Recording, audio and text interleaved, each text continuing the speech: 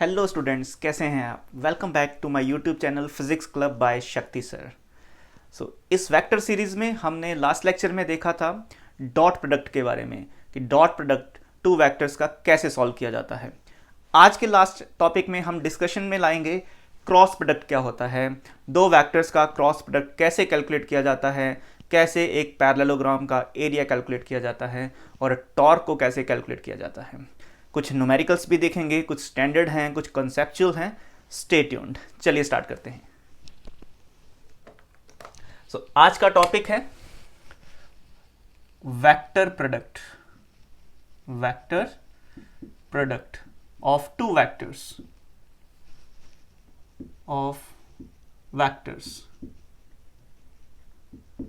Vector product को हम cross product भी बोलते हैं। क्रॉस प्रोडक्ट ये दो नाम से जाना जाता है, cross product and vector product of vectors. तो बिल्कुल इजी सा है, जैसे हमने लास्ट लेक्चर में डॉट प्रोडक्ट के बारे में डिस्कशन किया था उसी तरह से ही है कि क्रॉस प्रोडक्ट कैसे कैलकुलेट किया जाएगा। चलिए स्टेप बाय स्टेप फॉलो करते जाते हैं सिचुएशंस को। तो दो वेक्टर का क्रॉस प्रोडक्ट लिखने के लिए हमें इस तरह का इनका नोटेशन है, ए वेक्टर क्रॉस बी वेक्टर। ए वेक्टर है, बी वेक्टर है और ये है क्रॉस का साइन, जिसको हम क्रॉस प्रोडक्ट की कैटेगरी में रखेंगे ना। लास्ट लेक्चर में आपने देखा था ए वेक्टर था, डॉट था, बी वेक्टर था। दोनों में मैं साइमल्टेनियसली छोटा सा डिफरेंस भी क्लियर करते जाऊंगा। आपको याद होगा डॉट प्रोडक्ट में हमने लिखा था magnitude of A, magnitude of B, cos of theta between the vectors, कि दोनों वेक्टर्स के बीच जो एंगल होता है उसका कोसाइन वाला सिचुएशन हमने हैंडल करना था, ए बी कॉस थीटा। और ये जो क्वांटिटी बनती थी ये एक स्केलर क्वांटिटी बनती थी। हमने एग्जांपल के तौर पे वर्क डन को देखा था कि वर्क डन जो होता है वो फोर्स और डिस्प्लेसमेंट वेक्टर का डॉट प्रोडक्ट होता है। चलिए क्रॉस प्रोडक्ट पे देखते हैं। क्रॉस प्रोडक्ट पे अगर नजर लगाएं, ए वेक्टर क्रॉस बी वेक्टर, तो ये क्या होगा, क्या इसी तरह से होगा? तो ये होगा magnitude of A vector, magnitude of B vector, sine of theta and N cap. तो थोड़ा सा देखो नया है, यहां पर यहां कॉस थीटा था, यहां पर साइन थीटा है और एक नई चीज है एन कैप। इस चीज को मैंने लास्ट टाइम भी कहा था, ये जो चीज होती है ए बी कॉस थीटा ये मैग्नीट्यूड को रिप्रेजेंट करेगा। Similarly A B sine theta यहां पर जो है ये किसको रिप्रेजेंट करेगा? मैग्नीट्यूड को। ओके, और ये है यूनिट वेक्टर। ये क्या है? ये यूनिट वेक्टर किसको रिप्रेजेंट करता है? डायरेक्शन को। ओके, सो आपके पास डायरेक्शन भी है, आपके पास मैग्नीट्यूड भी है, तो आपके पास फाइनली क्या बना? आपके पास एक नया वेक्टर बना। क्या बना? एक नया वेक्टर बना। तो इस नए वेक्टर का नाम हम यहां पर प्यार से रखेंगे c vector. So the cross product of two vector is a new vector, but the dot product of two vectors is a scalar quantity. This is the most basic difference between the dot product and the cross product. आगे बढ़ते हैं, situation को आगे लेके चलते हैं। इतनी सी चीज तो हमें क्लियर होगी कि जो क्रॉस प्रोडक्ट होता है दो वेक्टर्स का वो एक नया वेक्टर होता है, और जो डॉट प्रोडक्ट होता है दो वेक्टर का वो एक स्केलर क्वांटिटी होती है, राइट। और इसको एनालाइज करें, अगर इसको आप डिफाइन भी कर सकते हैं कि dot product of two vector या cross product of two vector क्या होता है। Then we can write the cross product of two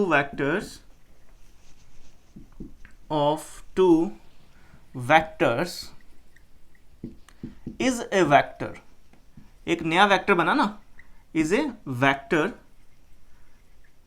having magnitude equal to the product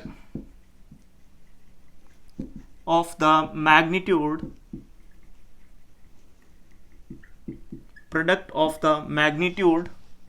of two given vectors। जैसे यहां पर a और b दो given vector हैं, of two given vectors with sine of the angle between them and direction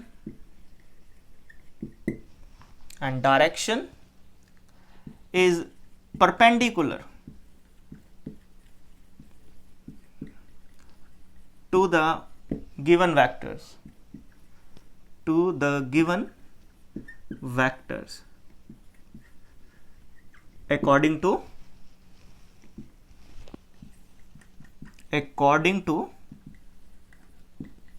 right hand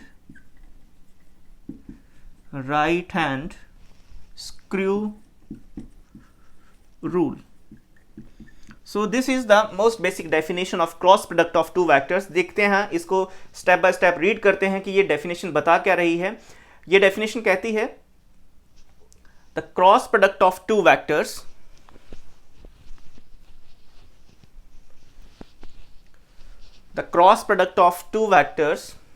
is a vector. This vector C is a vector having magnitude equal to the product of the magnitude of ये लिखा है ना, product of the magnitude of two given vectors, ये दो given vectors with sine of the angle between them and अब ये जो नया वेक्टर आया इसका मैग्नीट्यूड तो हो गया ए बी साइन थीटा, और इसकी डायरेक्शन क्या होगी? Direction is given by the perpendicular to the given vectors. So जो इसकी डायरेक्शन है वो परपेंडिकुलर होगी इन गिवन वेक्टर्स के. किसके अकॉर्डिंग डायरेक्शन कैलकुलेट की जाएगी? According to right hand screw rule. ये स्टेप बाय स्टेप इसका डेफिनेशन है. सो जो एन कैप होता है यहां पर, जो एन कैप है, एन कैप किसको इंडिकेट करेगा? It is a unit vector represent direction of C vector, representing direction of C vector या A क्रॉस B वेक्टर इसकी डायरेक्शन को रिप्रेजेंट कर रहा है. ओके, इसका और ये तो होगी इसकी डेफिनेशन. इसकी कुछ प्रॉपर्टीज को एनालाइज करते जाते हैं. प्रॉपर्टीज, यही प्रॉपर्टीज हैं जो हमें याद रखनी होती हैं जब भी ए क्रॉस बी की बात आती है. सो फर्स्ट प्रॉपर्टी जो हम यहां पर डिस्कशन में लाएंगे कि जैसे हमें पता है सी वेक्टर जो है ए क्रॉस बी वेक्टर है. सो यहां पर जो सी वेक्टर होगा वो ऐसे लिखा जाएगा. ओके, जो सी वेक्टर होता है वो ए के भी परपेंडिकुलर होगा. C vector is perpendicular to a vector, पहली बात. दूसरी बात, c vector is also perpendicular to b vector, दूसरी बात. तीसरी बात, ये जो ए और बी हैं ये आपस में परपेंडिकुलर हो भी सकते हैं या नहीं भी हो सकते हैं. जैसे मैं यहां पर एक सिचुएशन एराइज करता हूं. ये मेरे पास ए वेक्टर है, ये मेरे पास बी वेक्टर है. तो ए क्रॉस बी करना है मुझे, तो ए से बी की तरफ लेके जाएंगे हम अपने राइट हैंड स्क्रू रूल के अकॉर्डिंग. देखते हैं, राइट हैंड स्क्रू रूल कहता है कि आप अपने राइट हैंड की स्ट्रेच्ड फिंगर्स को, पहले ए था तो ए के अलॉन्ग रखिए ऐसे, फिर बाद में बी आया तो इस फिंगर्स को बी की तरफ ऐसे क्रॉस करिए. तो जो थंब है, thumb will indicate the direction of C vector. तो यहां पर आप देख सकते हैं जब मैं ए से बी की तरफ अपनी स्ट्रेच्ड फिंगर्स को क्रॉस करता हूं तो थंब अपवर्ड डायरेक्शन में आता है. इसका मतलब जो सी वेक्टर होगा वो यहां पर इस डायरेक्शन को रिप्रेजेंट कर रहा है. सी वेक्टर की ये डायरेक्शन होगी इस तरह से, राइट. अगर मुझे बी क्रॉस ए करना होता तो बी क्रॉस ए की सिचुएशन भी मैं यहां पर ट्रेस कर रहा हूं. ये मेरे पास बी वेक्टर है, ये ए वेक्टर है, this is vector B, this is vector A. तो फिर मैं एरो को इस तरह से शो कर रहा हूं कि बी से ए की तरफ आ रहा हूं. तो बी की तरफ से ए की तरफ पे आना है, बी उधर है ना, तो ए मेरी तरफ है, तो बी से ए की तरफ आओगे तो थंब डाउनवर्ड डायरेक्शन में है. इसका मतलब इस सिचुएशन में जो सी वेक्टर होगा वो डाउनवर्ड डायरेक्शन में होगा. इस तरह से काफ़ी आसान होता है इसको एनालाइज करना. तो ये बहुत इंपॉर्टेंट भी है क्योंकि डायरेक्शन पे बहुत कंसेप्चुअल क्वेश्चंस बन सकते हैं. सो मैंने यहाँ पर आपको बताया, तो यहाँ पर क्या एनालाइज हुआ, यहाँ पर ये क्लियर हुआ कि जो सी वेक्टर है वो ए के भी परपेंडिकुलर है और हमेशा रहेगा, और बी के भी परपेंडिकुलर है और हमेशा रहेगा. लेकिन जो ए और बी हैं उनके बीच का एंगल 90 डिग्री हो सकता है और नहीं भी हो सकता है. दोनों सिचुएशन अराइज हो सकती हैं. So the A and B may be perpendicular with each other, right. हो भी सकते हैं, नहीं भी हो सकते हैं. According to the situation. लेकिन सी जो है वो ए और बी के साथ हमेशा ही परपेंडिकुलर रहेगा, इस बात को हमें याद रखना ही है। और इसकी डायरेक्शन किसके अकॉर्डिंग दी जाती है? राइट हैंड स्क्रू रूल के अकॉर्डिंग दी जाती है। ओके, सो ये था हमारे पास फर्स्ट डिस्कशन इसका। सेकंड डिस्कशन क्या कहता है उसको भी देख लेते हैं। सेकंड डिस्कशन में जैसे अभी अभी हमने देख लिया कि अगर मैं ए क्रॉस बी करता हूं तो मेरे पास आ गया सी वेक्टर। सी वेक्टर कैसा था? इसको मैं सी डैश लिख रहा हूं। सी वेक्टर आ गया, कैसी डायरेक्शन थी? ये था अपवर्ड, अपवर्ड, अपवर्ड डायरेक्शन थी ना यहां पर। ओके, लेकिन अगर मैं बी क्रॉस ए कर रहा हूं, बी क्रॉस ए वेक्टर, तो क्या सेम बना? नहीं बना। क्यों? क्योंकि बी क्रॉस ए जब मैं करूंगा तो डायरेक्शन डाउनवर्ड आ गई। डाउनवर्ड डायरेक्शन मतलब डायरेक्शन पहले अपवर्ड थी बाद में डाउनवर्ड, तो ये दोनों वेक्टर अब सेम नहीं है, ये दोनों वेक्टर अलग अलग वेक्टर्स हैं, चाहे इनका मैग्नीट्यूड सेम है। मैग्नीट्यूड ऑब्वियसली सेम होगा। सी वेक्टर को लिखेंगे, सी वेक्टर का अगर मुझे मैग्नीट्यूड लिखना होगा तो लिखा जाएगा ए बी साइन थीटा, ऐसे। यहां पर सी डैश वेक्टर का अगर मुझे मैग्नीट्यूड लिखना होगा, सी डैश वेक्टर का अगर मुझे मैग्नीट्यूड लिखना होगा वो लिखा जाएगा बी ए साइन थीटा। तो ये दोनों इक्वल हैं, क्योंकि अगर एंगल दोनों में सेम है, ए और बी में एंगल सेम है, तो ये दोनों का मैग्नीट्यूड सेम है। इसका मतलब ये जो वेक्टर है और ये जो वेक्टर है इनका मैग्नीट्यूड तो सेम है, लेकिन डायरेक्शन अपोजिट है, डायरेक्शन अलग अलग है। इसीलिए हम इस वेक्टर को और इस वेक्टर को सेम वेक्टर की कैटेगरी में, इक्वल वेक्टर की कैटेगरीज में नहीं रखेंगे। ये दोनों टोटली डिफरेंट वेक्टर्स हैं, इनमें आपस में कोई रिलेशन नहीं बैठता एक्सेप्ट कि इनका मैग्नीट्यूड इक्वल है। इसीलिए हम यहां पर ए क्रॉस बी जो कि सी वेक्टर को रिप्रेजेंट कर रहा है और बी क्रॉस ए जो कि सी डैश वेक्टर को रिप्रेजेंट कर रहा है, जो डाउनवर्ड डायरेक्शन में है, डाउनवर्ड डायरेक्शन में है, वो इक्वल नहीं है। सो क्रॉस प्रोडक्ट जो होता है वो कम्यूटेटिव लॉ को फॉलो नहीं करता, हालांकि जो डॉट प्रोडक्ट था वो कम्यूटेटिव लॉ को फॉलो करता था। तो हम यहां पर बड़े प्यार से लिख सकते हैं ए vector cross B vector not equal to b vector cross A vector. But याद दिला दूं कि जो a vector dot B vector था वो इक्वल होता था b vector dot a vector. So हम लिख सकते हैं कि क्रॉस प्रोडक्ट की कैटेगरी में कम्यूटेटिव लॉ फॉलो नहीं होता है, not equal to a cross b not equal to b cross a. But इनका मैग्नीट्यूड क्या हो गया? इनका मैग्नीट्यूड इक्वल है, राइट? तो हम लिख सकते हैं कि magnitude of A cross B, magnitude of A cross B equal to magnitude of B cross A. Magnitude equal है, लेकिन ये कम्यूटेटिव को प्रॉपर्टी को फॉलो नहीं करेंगे क्योंकि इनकी डायरेक्शन कैसी है? अपोजिट है। थर्ड प्रॉपर्टी की तरफ बढ़ते हैं कि थर्ड प्रॉपर्टी और इसमें क्या खासियत है जिसको हमें जानना है, जो हमें पता होना चाहिए। सो डिस्ट्रीब्यूटिव भी इसका देख लेते हैं कि ये क्या ये डिस्ट्रीब्यूशन को फॉलो करेगा, डिस्ट्रीब्यूटिव लॉ को फॉलो करेगा कि नहीं करेगा। एक चीज और आपसे बड़े आराम से यहां पर पूछी जा सकती है कि find the angle between A cross B and B cross A, है ना? यहीं से आपको एक एग्जाम्पल, न्यूमेरिकल एग्जाम्पल के तौर पे पूछा जा सकता है कि find the angle between A cross B and B cross A. बहुत सारे स्टूडेंट्स इसको अभी गेस कर सकते हैं कि कितना एंगल हो सकता है। जैसे यहीं पर मैंने एनालाइज में ही आपको बता दिया था कि जब ए क्रॉस बी करेंगे, ए क्रॉस बी करेंगे, ये है थीटा, तो सी वेक्टर कैसा आएगा? अपवर्ड डायरेक्शन में आएगा, राइट? लेकिन जब आप बी क्रॉस ए करोगे तो सी वेक्टर कैसा आएगा? डाउनवर्ड डायरेक्शन में आएगा। तो यहां पर फिर से शो कर रहा हूं कि जब आप इस डायरेक्शन में चलोगे तो वो सी डैश आ जाएगा डाउनवर्ड डायरेक्शन में। सो आपसे ए क्रॉस बी ये है ए क्रॉस बी, और बी क्रॉस ए ये है B cross A, B vector cross A vector ये है बी क्रॉस ए। तो इनके बीच एंगल पूछा गया कितना है, तब आप आसानी से गैस करके बता सकते हैं कि इनके बीच एंगल कितना है। सो मेरा कंक्लूजन कहता है कि इनके बीच का एंगल है 180 डिग्री और पाई रेडियन, ये इनके बीच का एंगल है। ओके, थर्ड प्रॉपर्टी की तरफ चलते हैं। थर्ड प्रॉपर्टी हमें क्या सिखाती है?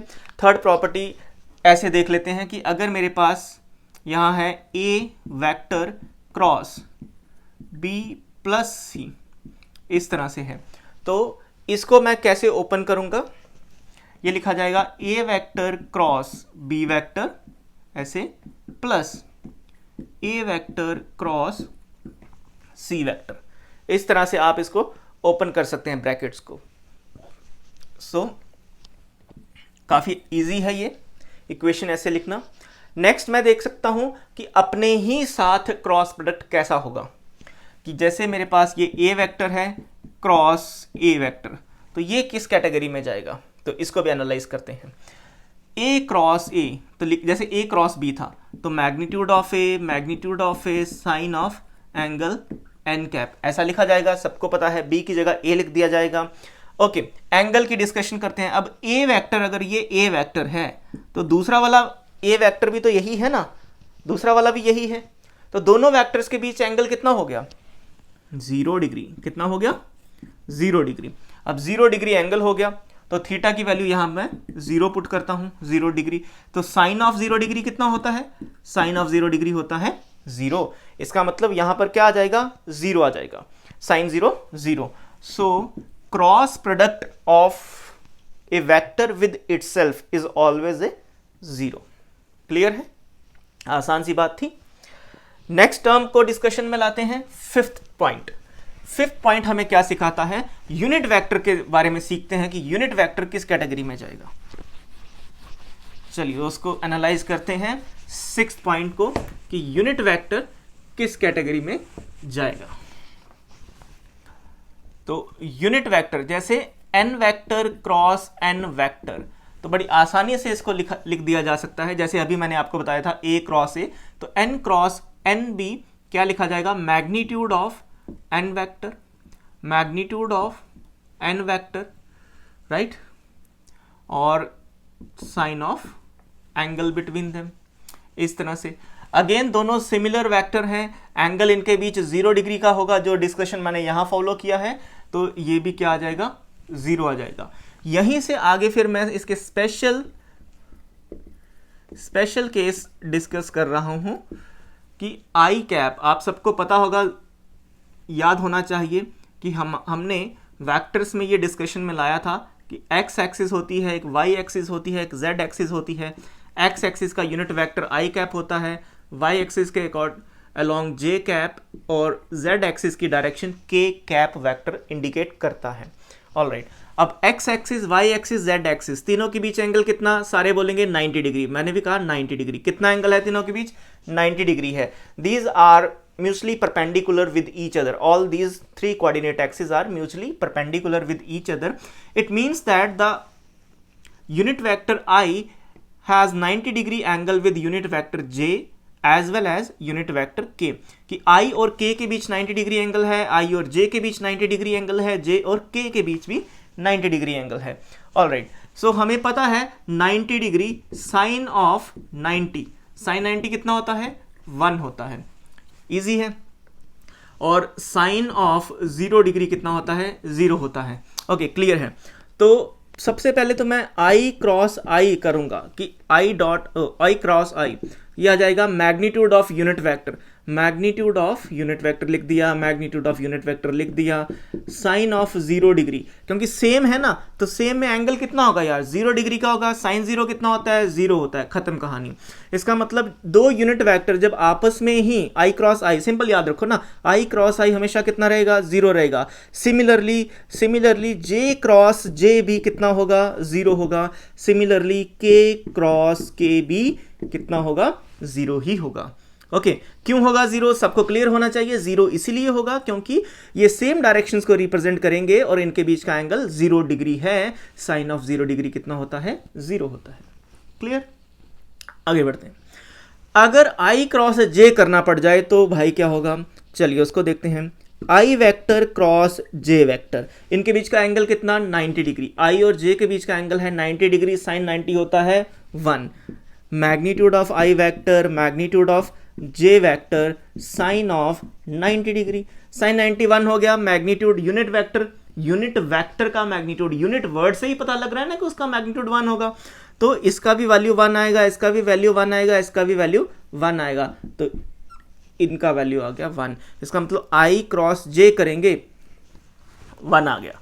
ओके, आई क्रॉस जे करेंगे ऐसे 1 आ गया, तो जे क्रॉस आई करेंगे, अगर जे क्रॉस आई करेंगे तो -1 आएगा, डायरेक्शन अपोजिट हो गई ना यार, है ना, 180 डिग्री।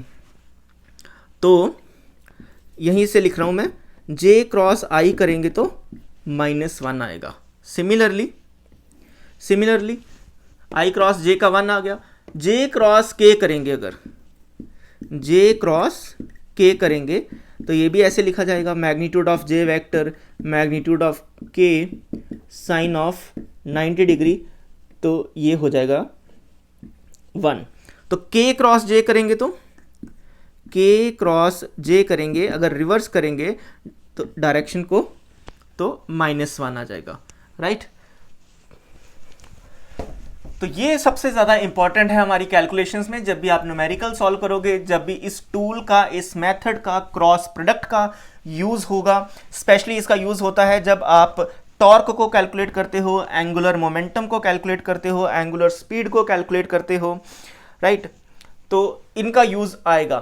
तो इनका सोल्यूशन क्या होगा, अब देखो क्या पैटर्न बन रहा है, आई क्रॉस जे 1 आ गया, जे क्रॉस के 1 आ गया, सिमिलरली के क्रॉस आई बी करेंगे, सिमिलरली के क्रॉस आई बी करेंगे तो 1 आएगा, और आई क्रॉस के करेंगे तो -1 आएगा। तो इस सबको थोड़ा आसान बनाने के लिए हमारे पास इस तरह का एक टूल है, एक याद रखने का तरीका है कि आई के बाद हम जे लिखेंगे, फिर लिखेंगे के। ओके, सो आई से जे की तरफ जाएंगे, जे से के की तरफ जाएंगे, और के से आई की तरफ आएंगे एंटी क्लॉकवाइज। एंटी क्लॉकवाइज पे हमेशा ये 1 देगा कि आई क्रॉस जे इक्वल्स टू 1, क्या देगा ये 1 देगा। तो आई क्रॉस जे 1 आएगा, सो जे क्रॉस के 1 आएगा, के क्रॉस आई कितना आएगा 1 आएगा, एंटी क्लॉकवाइज। इसका रिवर्स करेंगे तो -1 आएगा। रिवर्स मतलब जैसे रिवर्स करेंगे तो इसका रिवर्स के क्रॉस जे -1, आई क्रॉस के करेंगे तो -1, जे क्रॉस आई करेंगे तो -1। तो इसको एक साथ मैं लिख रहा हूं यहां पर, i cross J equals to 1, j cross के इक्वल्स टू 1, के क्रॉस आई इक्वल्स टू 1। इसको रिवर्स करते हैं अब, J cross I equals to -1, के cross J equals to -1, I cross के इक्वल्स टू -1। तो ये हमारे पास जो चीज़ें हैं, ये जो बातें हैं, ये याद रखनी है, आपको याद होना चाहिए। डॉट प्रोडक्ट में हमने क्या सीखा था कि I dot I, J dot J, के डॉट के, ये 1 होते हैं, लेकिन आई डॉट जे 0 हो गया, जे डॉट के 0 हो गया, क्योंकि वहां पर cos 90 0 में जाता था, यहां पर sin 0 0 में जाएगा। तो ये बातें इजी भी हैं, रट्टा ना मार के आपको बेसिक सा समझना है कि कैसे ये 1 आता है, कैसे ये 0 होता है। जैसे आई क्रॉस आई कैसे ये 0 हो गया, और आई क्रॉस जे कैसे ये 1 हो गया। अगर ये आपको सिचुएशन समझ आ रही है तो इनको याद रखना कोई बड़ी बात नहीं है। ओके, ये हो गए हमारे पास पॉइंट नंबर 5। पॉइंट नंबर 6 का डिस्कशन लाते हैं कि मैक्सिमम वैल्यू कितना हो सकता है क्रॉस प्रोडक्ट में, मैक्सिमम वैल्यू कितना हो सकता है, मिनिमम वैल्यू क्या हो सकता है। तो चलिए पॉइंट नंबर 6 का डिस्कशन करते हैं। ए वेक्टर क्रॉस बी वेक्टर, लिख दिए दोनों वेक्टर, इनका ये हो गया मैग्नीट्यूड, ए बी है मैग्नीट्यूड, बी का magnitude, sine of theta N cap, सब लिख दिया मैंने। अब मुझे सिर्फ मैक्सिमम वैल्यू देखना था, मतलब डायरेक्शन से कोई लेना देना नहीं है, तो मैं इसको हटा देता हूं और इधर लिख देता हूं मैग्नीट्यूड, कि मुझे सिर्फ मैग्नीट्यूड से मतलब है कि इसका मैक्सिमम वैल्यू कितना होगा। Okay, for maximum value of magnitude of A cross B. Maximum value discussion जब हम करेंगे तो वो टोटली किस बात पे डिपेंड करता है, साइन थीटा पे डिपेंड करता है, कि अगर साइन थीटा की value maximum, A cross B का मैग्नीट्यूड भी मैक्सिमम आएगा। All right, so it depends when sine of theta is maximum. और साइन थीटा का मैक्सिमम वैल्यू कितना होता है, सबको पता होगा कि साइन थीटा का मैक्सिमम वैल्यू होता है 1। ये भी पता होगा कब होता है, जब थीटा की वैल्यू कितनी होती है, 90 डिग्री पे होती है। ऑल राइट, कि जब ए और बी वेक्टर के बीच का एंगल 90 डिग्री है तो साइन थीटा की वैल्यू मैक्सिमम है, तो magnitude of A cross B भी मैक्सिमम आएगा। इसका मतलब जब दोनों वेक्टर आपस में कैसे हैं, ऑर्थोगोनल हैं, आपस में 90 डिग्री पर हैं, तो ही इनका क्रॉस प्रोडक्ट मैक्सिमम आएगा। ऑर्थोगोनल वर्ड याद रखें, डॉट प्रोडक्ट में भी मैंने आपको बताया था, यहां फिर से रिवाइज कर रहा हूं। जब दो वेक्टर आपस में 90 डिग्री पर होते हैं तो उनको बोला जाता है these two vector show orthogonality, right. Similar pattern में हम मिनिमम का भी कंडीशन देख लेते हैं। So magnitude of A cross B minimum कब होगा, तो ए लिखा जाएगा, बी लिखा जाएगा, साइन ऑफ थीटा लिखा जाएगा। अब मिनिमम की सिचुएशन किस पे डिपेंड करेगी, जब ये क्या होगा भाई, ये क्या होना चाहिए, मिनिमम होना चाहिए। तो साइन ऑफ थीटा मिनिमम होना चाहिए, कब होगा, when theta equals to 0। So minimum value कितनी होगी इसकी, 0 होगी। Magnitude of sine of theta minimum equals to 0, कब, when theta equals to 0 degree होगा। ओके, तो ये देखो साइन थीटा मैक्सिमम 1 है, magnitude of sine theta minimum 0 होता है, तो जब थीटा की वैल्यू 0 होगी तो ये सारी मिनिमम वैल्यू ए वेक्टर क्रॉस बी वेक्टर का मिनिमम जो आएगा वो कितना आ जाएगा, 0 आ जाएगा। मैक्सिमम कितना आया, 1 आया, सॉरी मैक्सिमम कितना आया इसका, हमने मैक्सिमम कैलकुलेट किया, मैक्सिमम आ गया, यहाँ पर 1 पुट कर दिया ना, तो मैक्सिमम इसका कितना आया, इसका मैक्स वैल्यू आ गया magnitude of A magnitude of B, क्योंकि साइन थीटा की जगह 1 आ गया। मिनिमम वैल्यू कितना आया, मिनिमम वैल्यू आ गया 0 आ गया। सो ये थी हमारे पास पॉइंट नंबर 6। आगे बढ़ते हैं, दूसरे पॉइंट का डिस्कशन करते हैं अब, पॉइंट नंबर 7। ओके, सो अब हम पॉइंट नंबर 7 में दो वेक्टर को आपस में मल्टीप्लाई कैसे करना है वो बता रहा हूं मैं, कि जब ए वेक्टर है मेरे पास, ए एक्स आई कैप, ए वाई जे कैप, ए जेड के कैप, ये मेरे पास एक वेक्टर है, सबको पता है एक वेक्टर को इसी भाषा में लिखा जाता है। ओके, बी वेक्टर भी है मेरे पास यार, तो वी वेक्टर कैसा लिखेंगे, इसका भी एक्स कंपोनेंट लिखा जाएगा आई कैप के साथ, इसका भी वाई कंपोनेंट लिखा जाएगा जे कैप के साथ, इसका भी जेड कंपोनेंट लिखा जाएगा के कैप डायरेक्शन के साथ। आसान है दोनों वेक्टर लिखना, आपको यूजुअली ये गिवन होते हैं। ए क्रॉस बी कैलकुलेट करना है, मुद्दा तो ये है ना कि मुझे कैलकुलेट करना है ए क्रॉस बी। सो आपको पूछा जाएगा ए क्रॉस बी को मल्टीप्लाई करके बता दो, इस तरह से क्रॉस प्रोडक्ट वेक्टर का करके दिखा दो। तो इसको सॉल्व करने का जो हमारे पास फॉर्मूला है, जो मेथड है, वो मैं यहां पर आपको शो कर रहा हूं। देखो आई जे के, आई कैप जे कैप के कैप, तो यहां भी सबसे पहले लिखेंगे आई कैप जे कैप के कैप, ऐसे। फिर ए वेक्टर पहले है, ए वेक्टर के कंपोनेंट्स को लिखा जाएगा ए x a Y. First time सीखने वाले ध्यान से सीखेंगे, आई कैप जे कैप के कैप होता है, आई जे के लिख दिया मैंने। आई कैप के नीचे ये एक्स एक्सिस के साथ जाता है, एक्स कंपोनेंट होता है, जे के साथ वाई कंपोनेंट होता है, के के साथ जेड कंपोनेंट होता है, इसलिए एक्स कैप के नीचे, आई कैप के नीचे एक्स कंपोनेंट लिखा गया, जे कैप के नीचे वाई कंपोनेंट लिखा गया, के कैप के नीचे जेड कंपोनेंट लिखा गया। पहले किसके कंपोनेंट लिखे जाएंगे, जो वेक्टर यहां पर पहले होगा। अगर बी वेक्टर यहां पहले होता तो यहां B x B Y B Z लिखा जाता। ओके, यहां पर बाद में बी वेक्टर है तो B x B Y B Z ऐसे लिखा जाएगा। ये है मेथड। अब इसको मुझे सॉल्व भी करना है, सॉल्व भी करना सीखेंगे, क्योंकि ये बहुत इंपॉर्टेंट है, सबको करना आना चाहिए, चाहे वो नीट की तैयारी कर रहा है नहीं कर रहा है। 11वीं में अगर आपने साइंस रखी है, फिजिक्स पढ़ते हो, तो आपको ये करना आना ही चाहिए। इसको सॉल्व करते हैं यार। ए क्रॉस बी क्या होगा, so a vector cross B vector is equals to, ध्यान से सीखते चलो, एक आसान सा पैटर्न है, उस पैटर्न को फॉलो करना है। सबसे पहले आई कैप पे जाएंगे, मैंने लिख दिया आई कैप। ओके, फिर ये आई कैप लिखा है, आई कैप को ऐसे देखोगे जब आप, तो ये दोनों कंपोनेंट्स आते हैं इस तरह से हॉरिजॉन्टली, जब आप देखोगे जे कैप के कैप आता है। वर्टिकली ये दो कंपोनेंट आते हैं, हॉरिजॉन्टली ये दो कंपोनेंट आते हैं। इसका मतलब ये चार जो टर्म्स हैं ये नहीं आ रही हैं, तो आपको क्या करना है, इनका क्रॉस मल्टीप्लाई कर देना है कुछ इस तरह से। तो सबसे पहले ए वाई बी जेड लिखा जाएगा, ए वाई लिखा जाएगा, बी जेड लिखा जाएगा, कर दिया मल्टीप्लाई।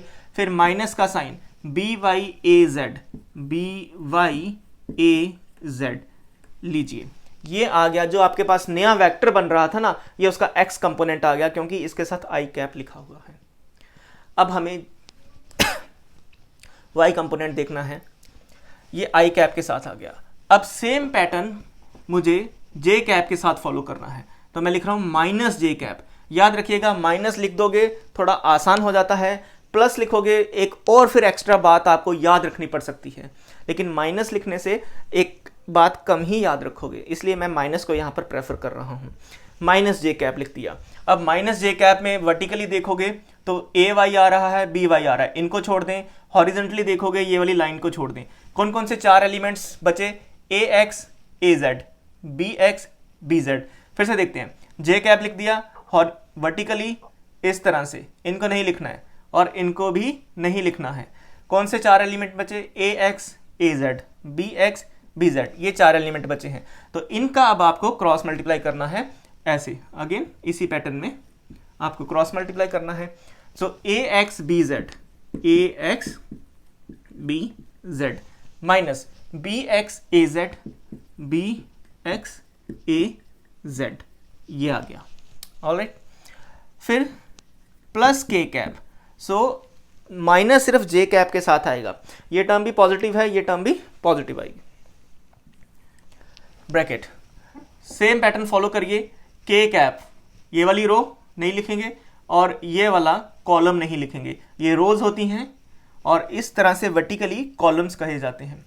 सो के कैप के साथ ये दो एलिमेंट्स हैं, इनको नहीं लिखा जाएगा। सो सिर्फ यही चार एलिमेंट्स बचे ना, तो इनका क्रॉस मल्टीप्लाई जब हम करेंगे तो ये आएगा a x B y, a x B y minus b x a y, ऐसा। इस तरह से आपको ये पैटर्न लिखना होता है, तो आपके पास एक नया वेक्टर आ जाएगा। देखते हैं इसको अब सॉल्व कैसे करते हैं प्रैक्टिकली। ये तो हो गया एक जनरल फॉर्म इसका। तो जनरल फॉर्म में अब एक न्यूमेरिकल डिस्कस कर लेते हैं, आसान सा। नए बच्चे हैं जो, उनके लिए तो आसान नहीं होगा। So let's say example first. So हमारे पास है ए vector is equal to 2i cap plus 3j cap plus 4k cap and b vector equals to 4i cap plus 3j cap plus 2k cap. आपसे पूछा जाता है find the value of a cross b। Find a cross b। तो a cross b मैं इसी pattern से follow करूंगा। चलिए हम सॉल्व करते हैं इसको। a cross b is equal to, same जल्दी से पैटर्न बना लेना है। सबसे पहले i j के लिख दिया सबने। अब क्या लिखेंगे, a वेक्टर के कंपोनेंट्स। a वेक्टर के कंपोनेंट्स कौन है, ax की जगह कौन बैठा हुआ है 2, ay की जगह कौन है 3, az की जगह कौन है 4, तो मैंने लिख दिया 2 3 4। अब b वेक्टर के कंपोनेंट्स 4 3 2। अगर यहाँ -2 होता तो -2 लिखते, -3 होता तो -3 लिखते, याद रखिएगा।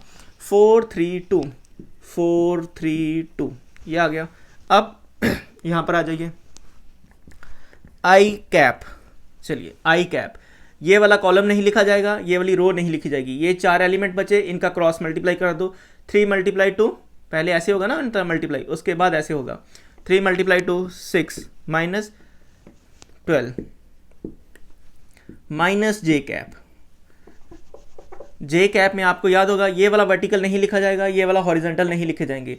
1 2 3 4 ये वाले एलिमेंट बचे, तो 2 × 2 4 × 4 होगा। 2 × 2 4, 4 × 4 16, ऐसे आ गया।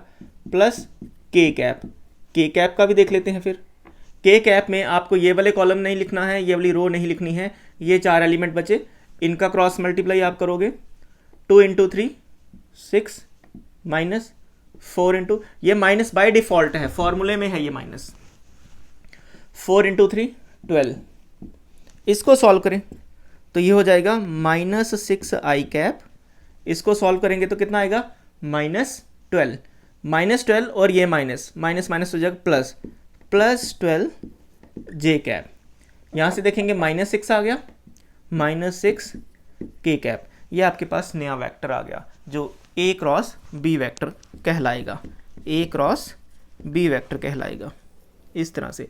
सो एक्चुअली न्यूमेरिकल सॉल्व करना काफ़ी इजी है एज कंपेयर टू इसकी जनरल फॉर्म को लिखना। ऑलराइट, इसका और भी डिस्कशन करते हैं।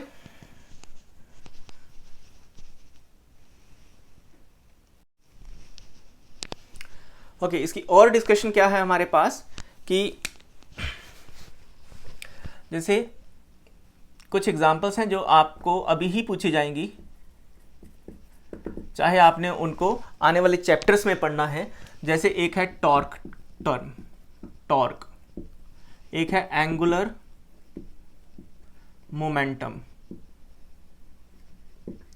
तो टॉर्क का जो टर्म है वो लिखा जाता है R vector cross force vector, और ये लिखा जाएगा R vector cross P vector. R होता है यहाँ पर पोजीशन वेक्टर, और फोर्स वेक्टर जो है यहाँ पर वो है, यहाँ फोर्स वेक्टर है ऑब्वियसली। सो अगेन आर है पोजीशन वेक्टर, और ये जो है पी, ये है लीनियर मोमेंटम वेक्टर। सो यहाँ पर वेक्टर प्रोडक्ट हो रहा है, क्रॉस प्रोडक्ट हो रहा है। सो जब भी हम टॉर्क कैलकुलेट करने की सिचुएशन आएगी, R vector cross F vector किया जाएगा। आपको ये दोनों वेक्टर यूजुअली गिवन होते हैं, आसान सवाल आता है, जैसे अभी हमने लास्ट एग्जांपल में किया था A vector cross B vector, उसी तरह से आपको R vector cross F vector कर देना है। दोनों वेक्टर आपको गिवन होंगे, ठीक है। सेम पैटर्न में ए की जगह आप आर लिख लो और बी की जगह आप एफ लिख दो, तो उसी तरह से ये क्वेश्चन सॉल्व होते हैं, ये पता होना चाहिए। फिर उसके साथ साथ हमें कुछ और भी नॉलेज होनी चाहिए, कुछ और पॉइंट्स हैं। जैसे HC वर्मा में एक क्वेश्चन है, आसान सा है, कोई ज़्यादा मुश्किल है नहीं वो, लेकिन फिर भी यहाँ पर डिस्कशन में आना चाहिए। HCV का ये क्वेश्चन है कि ये तीन हमारे पास वेक्टर हैं which are mutually perpendicular with each other, mutually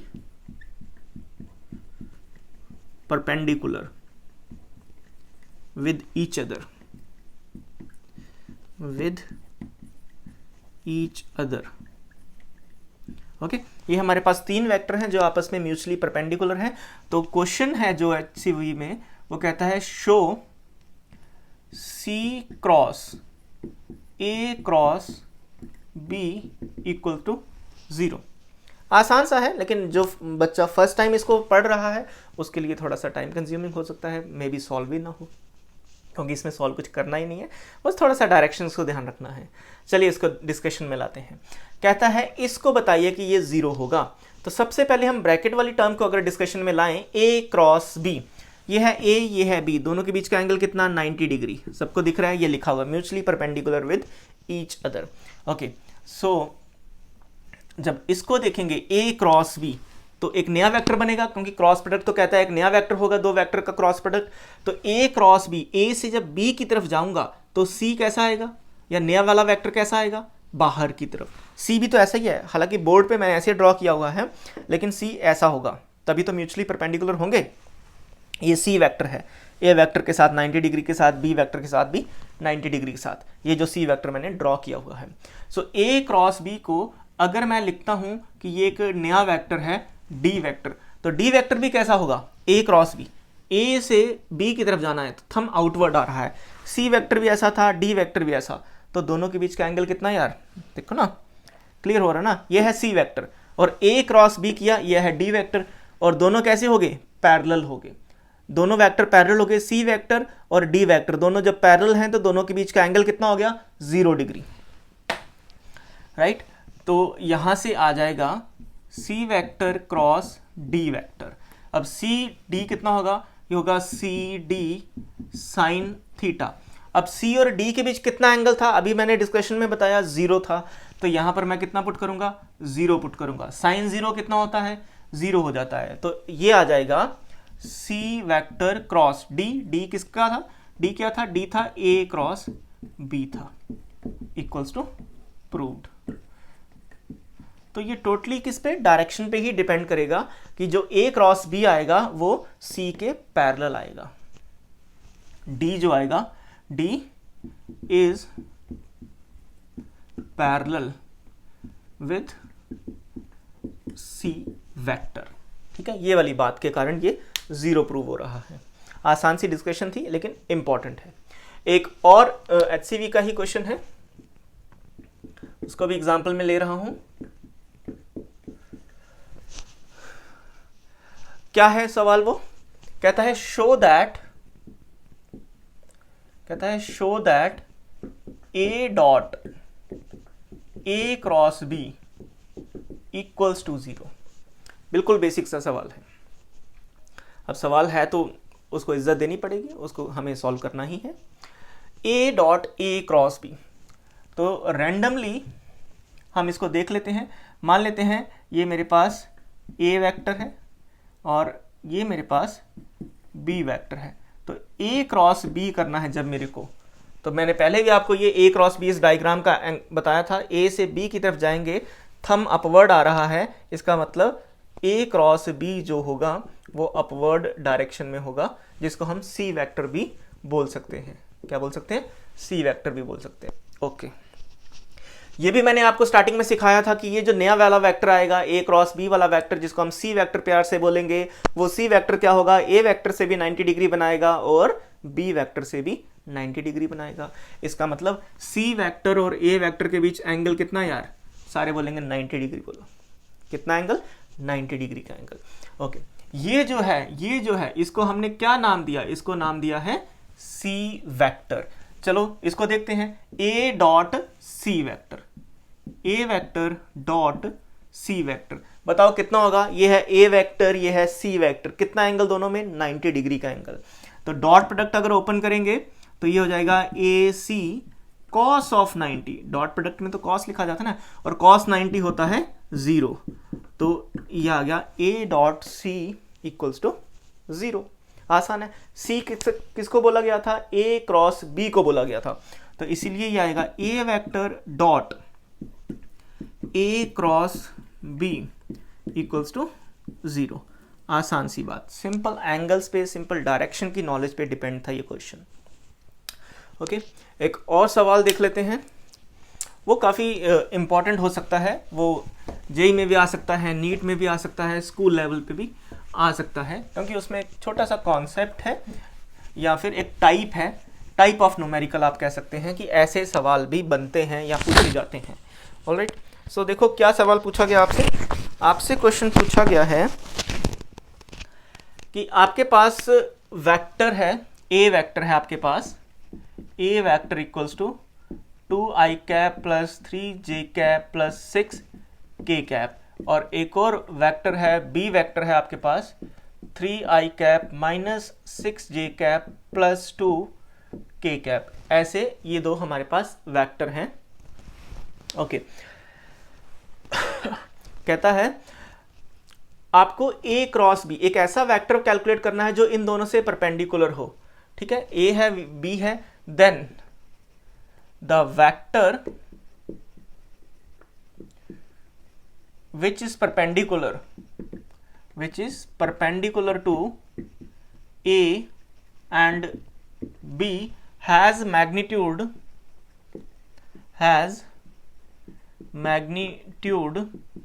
k times, ये k है, k times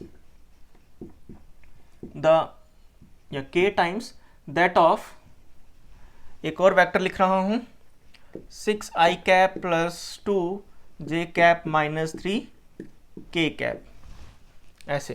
ठीक है, find the value of k, find the value of k।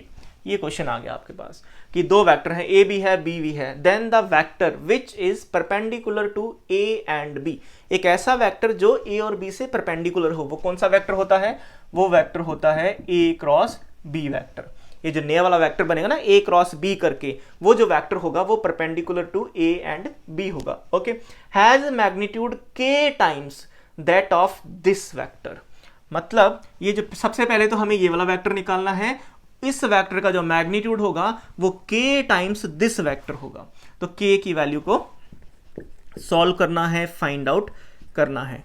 तो सबसे पहला काम बचा a क्रॉस b को कैलकुलेट करना। चलिए a क्रॉस b हमने सीखा हुआ है कैसे कैलकुलेट किया जाता है, इस तरह से। पहले a है, a के कंपोनेंट्स लिख देते हैं 2 3 6, b के कंपोनेंट हैं 3 -6 और 2। सॉल्व करते हैं, आई कैप को लिखा जाएगा, वर्टिकल ये वाला और ये वाला रो और ये वाला कॉलम छोड़ेंगे, ये 4 एलिमेंट बचे, इनका क्रॉस मल्टीप्लाई किया जाएगा 3 2 6 माइनस, फॉर्मूले वाला माइनस। अब -6 × 6 -36 ऐसा आएगा। फिर -j लिखा जाएगा, ओके, -j, ये वाला कॉलम और ये वाली रो छोड़ेंगे, ये 4 एलिमेंट बचेंगे, 2 × 2 किया जाएगा, 3 × 6 किया जाएगा, 2 × 2 4, फॉर्मूले वाला माइनस, 6 3 18 प्लस k कैप, ऐसे रखा गया। इसको हटा देता हूं। ओके, अब k कैप को देखिए, k कैप का ये वाला वर्टिकल और ये वाले हॉरिजॉन्टल को छोड़ दीजिए, ये 4 एलिमेंट आपके पास बचे, इनका क्रॉस मल्टीप्लाई करिए, 2 × 6 ये हो गया -12, फॉर्मूले वाला माइनस, 3 × 3 9, इस तरह से लिखा गया। ओके, इसको जब आप सॉल्व करोगे माइनस माइनस प्लस हो जाएंगे, 36 + 6 कितना हो जाएगा 42 आई कैप। ऑल राइट, इसको जब आप सॉल्व करोगे -14 आएगा, -14 और माइनस हो जाएंगे +14 j cap, minus minus plus, sorry हाँ ये प्लस हो जाएंगे, तो आंसर कितना आएगा -21 के कैप। ये आ गया आपके पास a क्रॉस b वाला वेक्टर। अब क्या कहता है, हैज मैग्नीट्यूड k टाइम्स, है ना, कि ये जो आया ये k टाइम्स होगा किसके, ये वाले वेक्टर के। तो चलो इसको हम एनालाइज कर लेते हैं। अब इसको अगर एक स्टेप और हम देखें ध्यान से, तो इस चीज़ को और कैसा लिख सकते हैं, ये भी 7 के टेबल में आता है, ये भी 7 के टेबल में आता है, ये भी 7 के टेबल में आता है।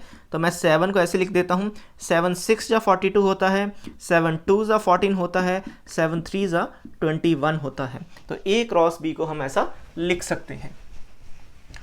अब अकॉर्डिंग टू द क्वेश्चन कि ये जो वेक्टर आया है इसका जो मैग्नीट्यूड है वो k times of this vector है। तो आप देख सकते हैं, मैं लिख रहा हूं 7 bracket 6 i cap plus 2 j cap minus 3 k cap equals to k times of this vector 6 i cap plus 2 j cap minus 3 k cap, ऐसा आ गया। ये अकॉर्डिंग टू द क्वेश्चन ये कंडीशन लिखी गई, ठीक है, अकॉर्डिंग टू क्वेश्चन ये कंडीशन लिखी गई। अब इस कंडीशन में आप देखोगे राइट हैंड साइड और लेफ्ट हैंड साइड में दोनों के जो वेक्टर्स हैं वो सेम आ रहे हैं, ये देखिए। तो ये कैंसिल, ये भी कैंसिल, तो 7 = k, ये आ गया k का वैल्यू, और आपके लिए आ गया ये 4 नंबर, है ना। ऑब्जेक्टिव में आएगा तो ऑब्वियसली 4 नंबर का सवाल आएगा। तो ये भी इस तरह का भी एक क्वेश्चन फ्रेम हो सकता है। एक और सिचुएशन को देख लेते हैं, एक और एग्जाम्पल की फॉर्म में, हालांकि वो एक इंपॉर्टेंट पॉइंट है, लेकिन उस पॉइंट की डिस्कशन के साथ साथ उसकी एग्जाम्पल भी यहाँ पर डिस्कस कर लेते हैं। कोप्लेनर की कंडीशन है वो, कोप्लेनर की, कि वेक्टर्स कोप्लेनर कब होते हैं। तो उसकी कंडीशन मैं यहाँ लिख रहा हूँ। तो ए वेक्टर ऐसा dot B vector cross C vector equals to 0। अगर ये इक्वेशन सेटिस्फाई होती है तो हम कह सकेंगे कि ये तीनों वेक्टर कोप्लेनर वेक्टर थे। Then vector A, B and vector C are coplanar vectors. ये कंडीशन है कि a dot B cross C equals to 0। अगर ऐसा हो जाता है तो ये वेक्टर्स क्या है आपस में, कोप्लेनर वेक्टर्स हैं। तो आपको इसी तरह से 3 वेक्टर दिए गए हैं, ठीक है। तो देखते हैं क्या क्वेश्चन है। क्वेश्चन कहता है find the value of a, क्या है, find the value of a when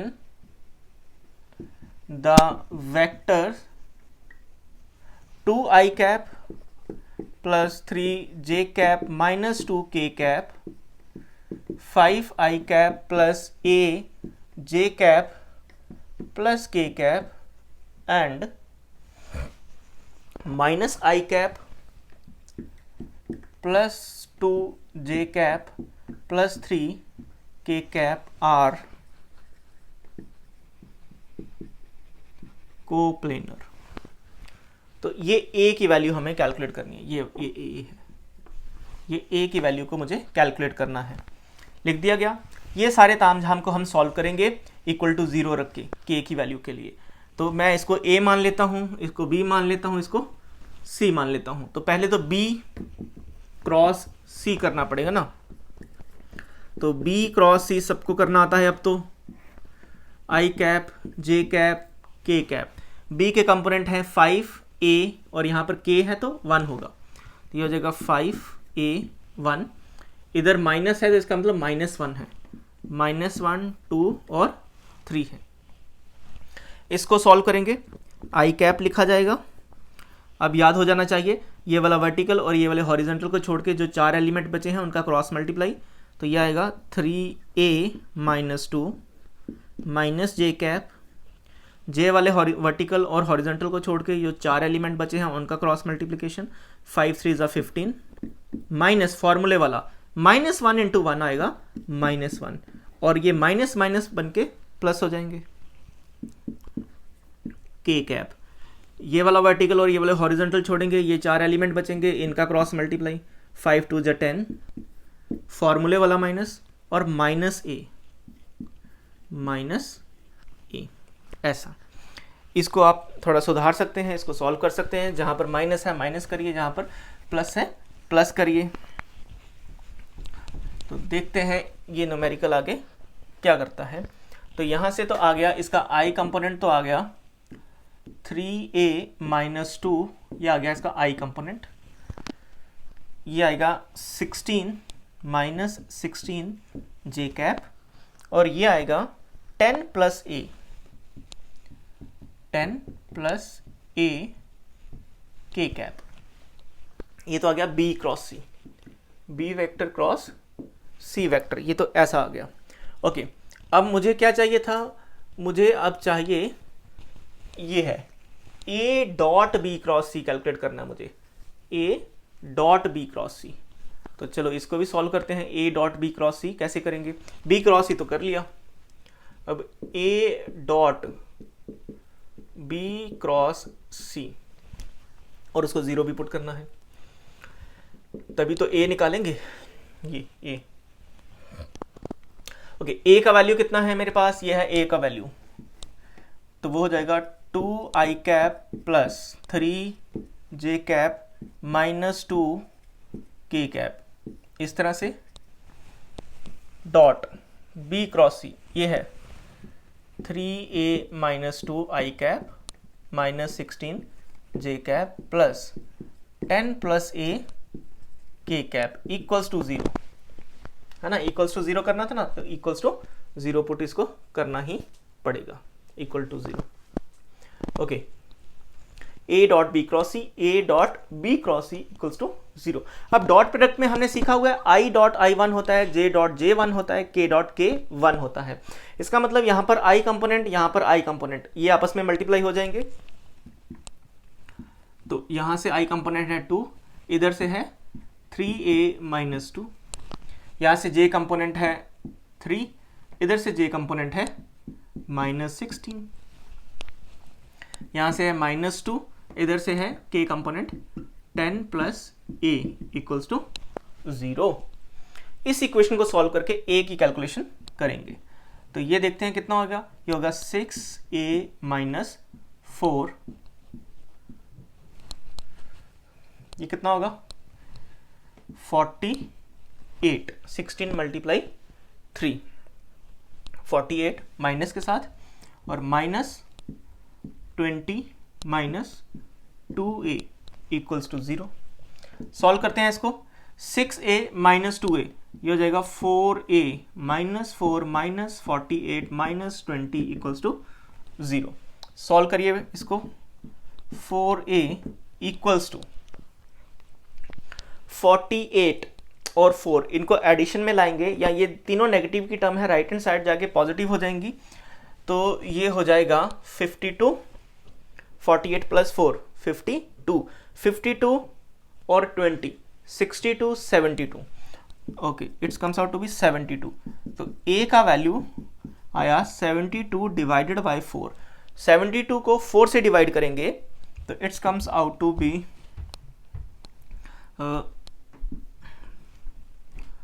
18। So a का वैल्यू आपके पास आ गया 18। This is your answer. तो इस तरह से हमने क्रॉस प्रोडक्ट में कुछ एग्जांपल्स ली हैं, कुछ बेसिक से टॉपिक्स थे, कुछ बेसिक से कॉन्सेप्ट्स थे, इंपॉर्टेंट पॉइंट्स थे। जैसे ये वाला इंपॉर्टेंट पॉइंट काफ़ी न्यूमेरिकल्स में काम आएगा, a dot B cross equals to 0 represents the coplanar vectors, right. इनकी डायरेक्शन को देखना है, a क्रॉस b लिखा है कि b क्रॉस a लिखा है, कम्यूटेटिव फॉलो नहीं होता है क्रॉस प्रोडक्ट में, डॉट प्रोडक्ट में जाके कम्यूटेटिव फॉलो होता है, डिस्ट्रीब्यूशन दोनों जगह फॉलो होता है। एक और पॉइंट आपको यहाँ पर बताता जाता हूँ कि पैरेललोग्राम का एरिया कैसे निकालते हैं।